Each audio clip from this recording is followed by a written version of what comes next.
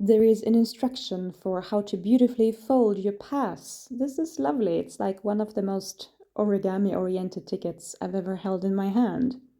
We're now in northern Sweden, outside of the city of Gällivare, and this is Lapland Airport. And that aircraft you see landing, that is the one I'm going to be boarding in a couple of minutes.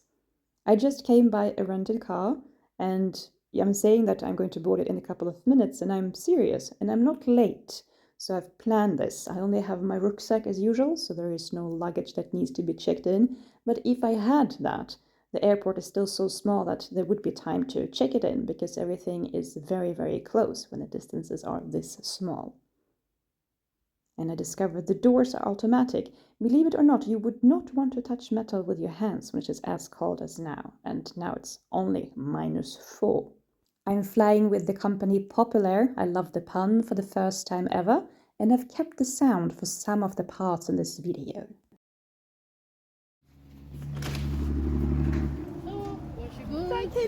That lady opened the door with a remote control. That was awesome. And we're flying with this small aircraft to Kramfors, still northern Sweden, but a bit more south. So this ride will take about 1 hour, and it's free seating. I've never experienced this before. This aircraft is Dutch manufactured.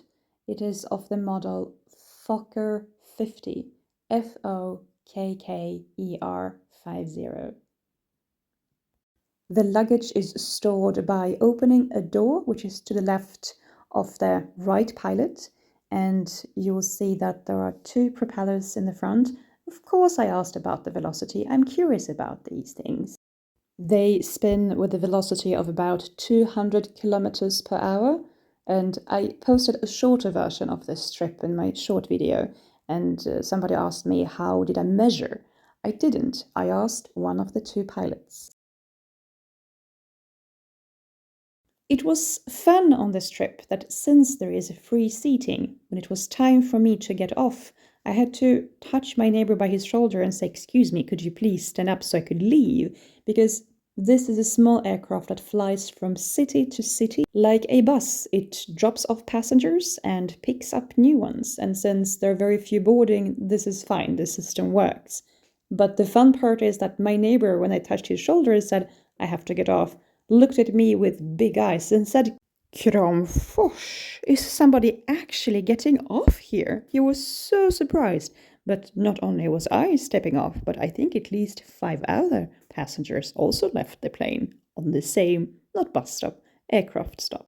When stepping on this plane, the lady who was seated in front of me noticed how excited I was. I was like, "Oh my god, look at all these functions, look at this cute airplane." There was one thing I didn't know, and that is how noisy this aircraft gets. And I wanted to share the sound with you, and I usually don't have the sound for the comfort of your ears, but this was remarkable. So there will be some sound coming up now, and I'm warning you so that you're prepared that this is going to be very loud. I'm actually surprised that this kind of sound is loud inside an aircraft. So what is happening is that not only does the propeller make a sound, but also it bounces against the body of the aircraft, of course. But the wonderful thing is that we will be flying above Gällivare, and that looked like a fairy tale. So skip to 5:11 if you wish to continue without the sound of the engine.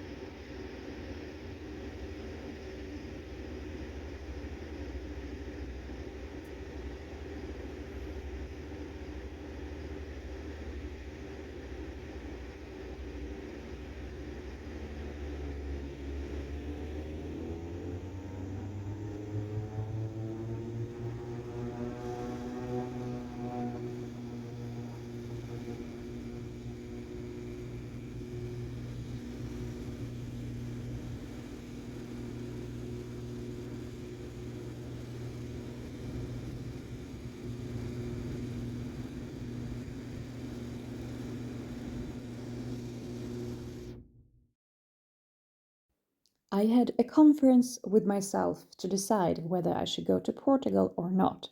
It was a very successful Portugal conference. I decided to go. It was a very easy decision. And when I was on that aircraft on my way to Lisbon, then a lady tapped my shoulder and she pointed out through the window and said, "Look."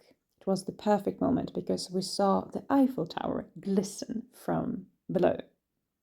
It's not like with a Chinese wall. Are you able to see it from the moon? Are you not? It was very obvious that this was the Eiffel Tower. And I'm telling you this because usually I find it difficult to distinguish which city we are crossing when looking at it from above. But not this time. All the lights you see are part of the city of Gällivare. And it was so beautiful to see all the lights. It really looks like an anime film. It was so surprising to see how soft the light is, and we were very close.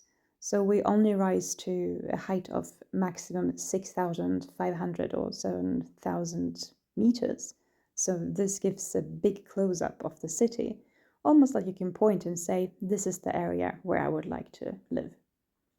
And now when we even coming closer look, that's so wonderful. What is less visible is that just below in that left corner when we're passing by, somebody left a message. So somebody put out big candles of some sort and wrote a hello there in the snow. And look, it's almost like it's not real. It's just pure magic. And it looks like it's lit up from above somehow. But all that light comes from the city itself. So there is no moon up. There is no additional artificial light. It's not like the aircraft is shedding any light on the city.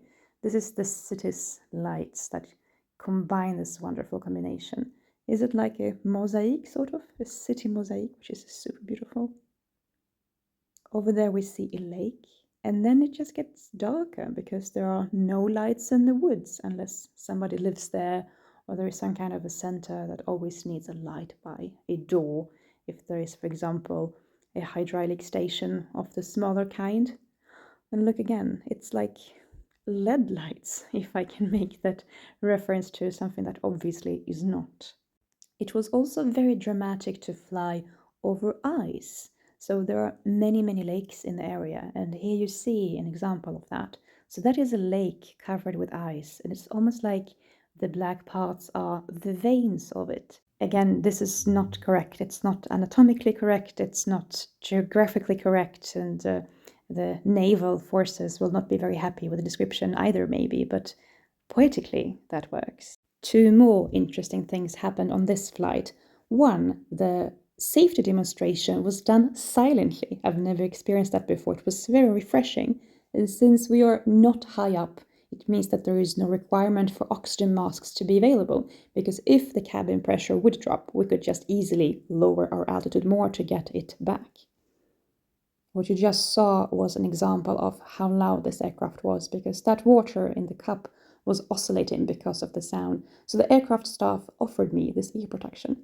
And that is the outlet for oxygen when this aircraft was flying higher up, but it doesn't anymore, so it's not needed.